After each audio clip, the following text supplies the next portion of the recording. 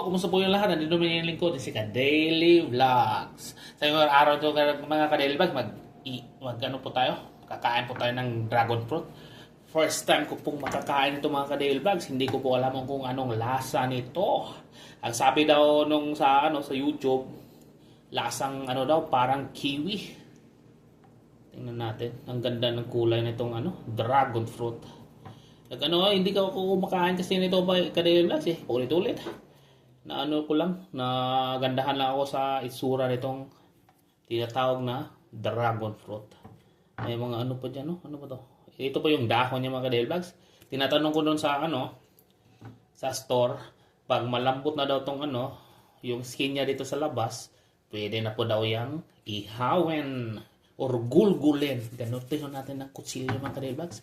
Pasensya na mga ka-Daily Vlogs, medyo natagalan po tayo makapag-upload. Busy po tayo sa trabaho mga ka-Daily Vlogs. Talagang unahin po natin ang ating trabaho bago mag-vlog muna. Kasi medyo maganda po yung may trabaho tayo. Alright mga ka-Daily Vlogs, ito tingnan natin ito. Ano ba ito? Parang may butas dito. Parang puwet ng manok. Yan po yung tinatawag na dragon fruit. Ewan ko kung bakit ito tinatawag na dragon fruit. Hindi naman hugis na dragon. Ito pala tinatawag, kaya pala tinatawag na dragon fruit kasi parang bukis ka, pa nung gill. Ano ba yung tawag sa isda? Diba yung dragon may mga yung balat niya parang ganito. Kaya siguro tinatawag na dragon fruit. Yan, ito yung Sige, ihaway na natin to. Hiwain na pala. Okay, dito natin umpisa mga ka-Daily Vlogs. Teka lang, dito muna siguro. Paano ba ito buksan? Sige na. Ulit-ulit. Putulin mo natin itong dito, punga. Wow. Napaka-pink po. Napakasarap pala na ito. Nagugutom na po ako. Once in a lifetime lang po to. Hindi na po ako titikim nito ulit. Yan. Ay, hindi pala. Iba pala tong kulay sa loob. Ano ba yan? Ano ba yan mga ka-Daily Vlogs? Parang na-scam ako sa dragon fruit na ito. Tingnan natin. Para siyang may mga parang iba pala itong laman na ito. Parang may sesame seed. Yan, yan, itim. May parang siya, seed. Tingnan natin. Yan, medyo po yung kutsara natin. Hindi po yan dumi mga ka-Daily Vlogs. Hindi po yan dumi. Yan, po yan yung sa dragon fruit. Yung dyan, yung mga parang dyan, up. Po yan, sa tubig po yan mga ka-Daily Vlogs. Kasi hinugasan ko po to. Ito yung Yan. Tikman nga natin. Dragon fruit. Ito na po.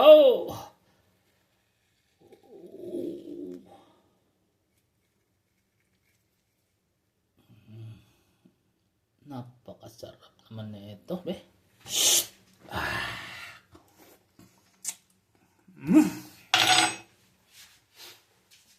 Parang milky pala to.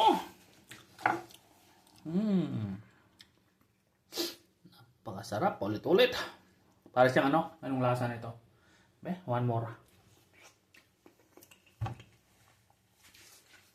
Para siyang kiwi. Na parang wala siya masyadong lasa. Parang medyo maasim-asim siya konti mga ka-Daily Vlogs. Pero matamis. Parang sweet and sour fruit. One more. Masarap ito mga ka-Daily Vlogs kasi high in fiber po. High in antioxidant. Maganda po ito sa katawan, sa skin. High in vitamin C. Bago ko binili to, binasa ko muna sa Google. Masarap pala to, pero wala siyang masyadong lasa.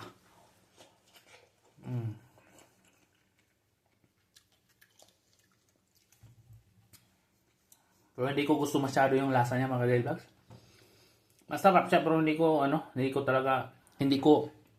ako magkikrave sa lasa niya. Pero masarap siya.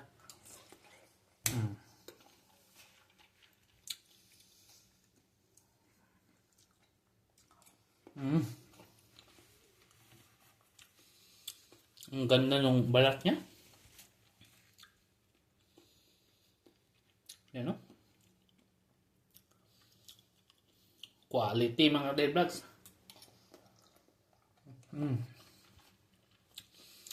Masarap din ito lagyan ng lagyan ng honey.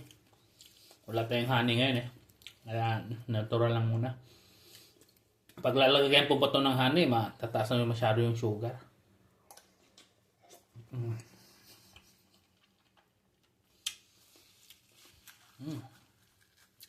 Parang lumakas yung katawan ko ah. One more.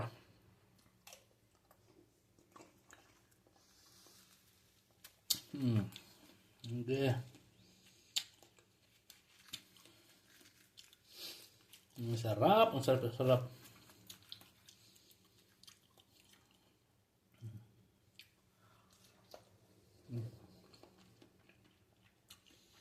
Ganda ng kulay dito. May ibang kulay dito eh. Parang yung isang kulay, ganito yung laman. Kulay ng parang pink yung laman, pula. Pero ito, yung mga kung ba't puti ito. Okay mga Delvlogs, dito lang po magtatapusin tong vlog natin. Mag-vlog na naman tayo next time. Di ko na maubos, malaman. Ah, my God. Parang nag-bloated yung tiyan ko.